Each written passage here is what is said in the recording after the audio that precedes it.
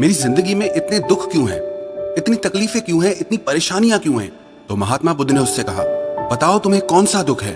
उसने कहा, मैं अपने कितने दुख आपको बताऊं?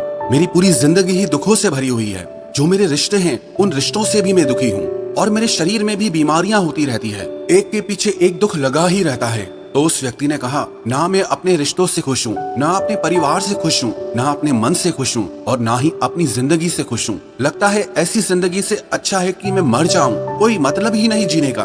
तो महात्मा बुद्ध ने उस व्यक्ति से पूछा कि बताओ कि तुम्हारे इन सारे दुखों का क्या कारण है? तो वो व्यक्ति महात्मा बुद्ध से कहने लगा कि मैं आपके पास इसीलिए तो आया हूँ कि आप बताओ मेरी जिंदगी में इतने दुख क्यों हैं? इन सब का क्या कारण है?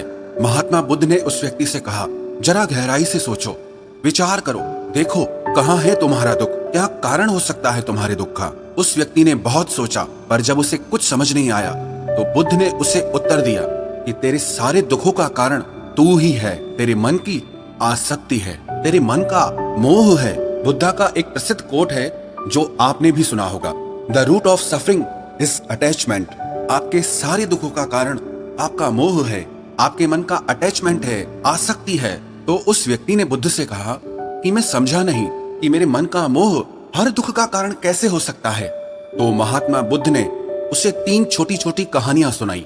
पहली कहानी, एक व्यक्ति पेड़ से चिपक कर चिल्ला रहा था कि कोई मुझे बचाओ, कोई मुझे इस पेड़ से छुड़ाओ, इस पेड़ ने मुझे पकड़ लिया है। तो वहां से एक गुरु और शिष्य गुजरे। उस शिष्य ने अपने गुरु से कहा कि गुरुदेव, इस आदमी की मदद करनी चाहिए, ये इस पेड़ से चिपक गया है, इसे छुड़ाना चाहिए। तो उसके गुरु ने अपने शिष्य से कहा कि इसकी मदद कोई नहीं कर सकता। तो वो शिष्य हैरान होकर पूछने लगा कि ऐसा क्या है कि इसकी कोई मदद नहीं कर सकता? तो गुरु ने कहा कि इस व्यक्ति ने खुद ही पेड़ को पकड़ लिया है और जिस इंसान ने खुद किसी चीज को पकड़ा हुआ है उसे कौन छुड़ा सकता है, उसे कौन बचा सकता है? ऐसे ही बुद्ध ने कहा कि तुमने भी सारे दुखों को खुद ही पकड़ा है कि ये मेरा है, ये छूट ना जाए, ये मेरे पास रहना चाहिए, ये मुझे मिलना चाहिए। और तेरे सारे दुखों का कारण ये मैं और मेरे का बंधन है। फिर बुद्ध ने उसे दूसरी कहानी सुनाई कि जैसे एक मकड़ी वो खुद ही जाला बुनती है और जाला बुनते बुनते एक दिन ऐसा आता है कि वो उस जाले में खुद ही फंस जाती है। वो चाहकर भी उस जाले से बाहर नहीं निकल पाती है। ऐसे ही तूने भी अपनी जिंदगी में कितने ही रिश्ते बनाए हैं, कितनों से मोह लगाया है, कितनों को अपना माना है और उनमें मोह रखने के कारण आज वो तुझे दुख दे रहे हैं। सारी दुनिया में कुछ भी होता रहे, हमें दुख सुख नहीं होता है। हमें दुख सुख कब होता है? जब हमारे अपने के साथ कुछ होता है या हमारा अपना हमारे साथ कुछ करता है।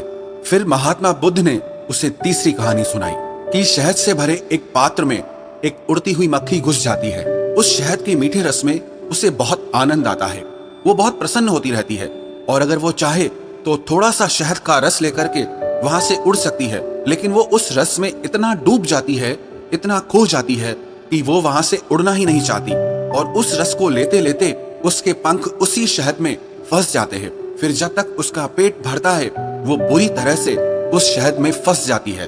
फिर वो वहां से निकलने की बहुत कोशिश करती है, आगे जाती है, पीछे जाती है, दाएं जाती है, बाएं जाती है, पर वो वहां से उड़ नहीं पाती है, वो फंस जाती है उसी में ही।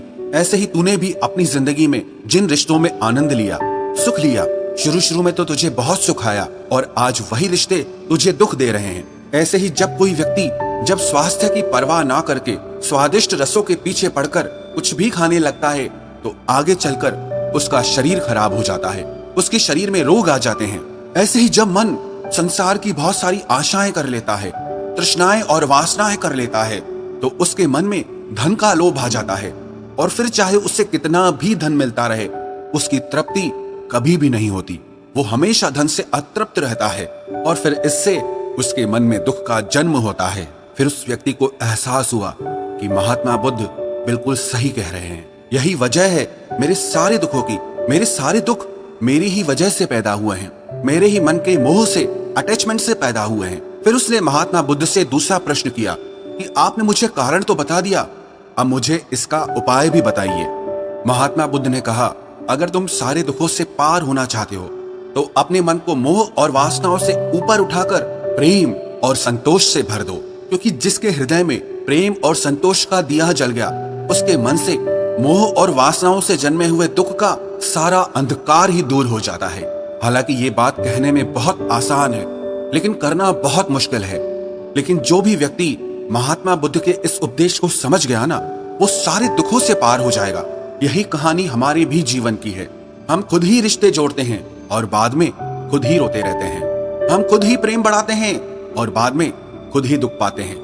हम जिनके पीछे मेरा मेरा करके मरते रहते हैं, आखिर में वही लोग हमें सबसे ज्यादा दुख पहुंचाते हैं, हमारा दिल दुखाते हैं। जिनकी खुशी के लिए हम कुछ भी करने को तैयार हो जाते हैं, जिनकी खुशी के लिए हम अपनी सारी जिंदगी कुर्बान कर देते हैं, आखिर में वही हमारे जीवन में दुखों का अंधकार भर देते हैं। चाहे वो हमारा परिवार हो, हमारे मित्र हो, हमारी संतान हो या कोई भी रिश्ता हो, जहां पे भी हमने मन के मोह के, आसक्ति के, अटैचमेंट के धागे बांध रखे हैं, आप गौर करना, आपके जीवन में सारा दुख वहीं से आ रहा है। तो जो उपाय महात्मा बुद्ध ने उस व्यक्ति से कहा कि मोह और वासनाओं को त्याग करके अपने हृदय में प्रेम और संतोष को भर दो, इस छोटे से उपदेश को अगर हम भी अपनी जिंदगी में उतार लें तो विश्वास रखना, हम जिंदगी के सारे दुखों से अवश्य पार हो जाएंगे।